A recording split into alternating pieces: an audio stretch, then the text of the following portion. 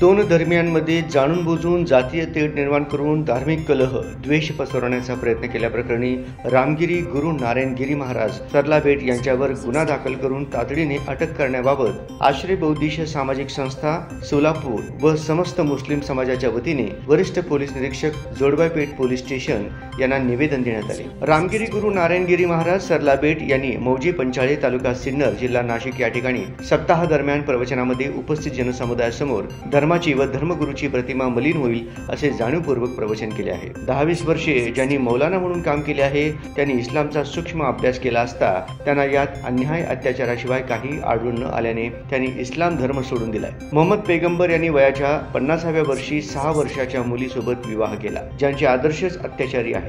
त्यांच्याबाबत अजून काय सांगायचे अशा स्वरूपात त्या प्रवचनामध्ये मुस्लिम धर्मियांबाबत मोठ्या प्रमाणावर अनेक वक्तव्य रामगिरी गुरु नारायण गिरी महाराज सरलाबेट तालुका वैजापूर जिल्हा औरंगाबाद यांनी केली आहे। या वक्तव्यामुळे व अशा प्रकारच्या प्रवचनामुळे हिंदू मुस्लिम या दोन समाजामध्ये मने कलुषित करून जातीय तणाव धार्मिक द्वेष पसरवण्याचा जाणीवपूर्वक प्रयत्न केला जात आहे। विधानसभा निवडणुकीपूर्वी अशा भामट्या रामगिरी महाराजांकडून मुस्लिम धर्मियांविरोधात जाणून बुजून धार्मिक भावना दुखवून जातीय दंगल घडविण्याच्या इराद्यात वक्तव्य करून घेण्यात येत असल्याचे समजते। तरी दोन धर्मियांमध्ये जाणून बुजून जातीय तेढ निर्माण करून धार्मिक कलह पसरवण्याचा प्रयत्न केल्याप्रकरणी रामगिरी गुरु नारायण महाराज सरलाबेट यांच्यावर गुन्हा दाखल करून तातडीने अटक करावी ही नम्र विनंती असे आशयाचे निवेदन देण्यात आले।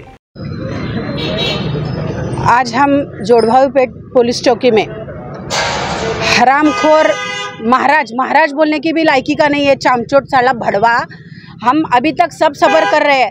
हर चीज़ मुसलमान कौम सब्र करता है।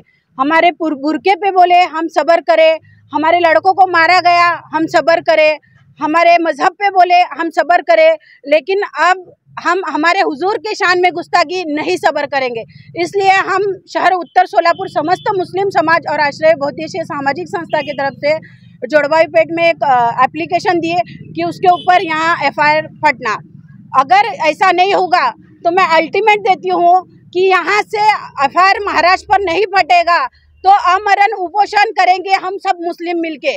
आपको बताना चाहते हैं की महाराज तुम्ही हे चामचोटगिरी प्रवचन बंद करा।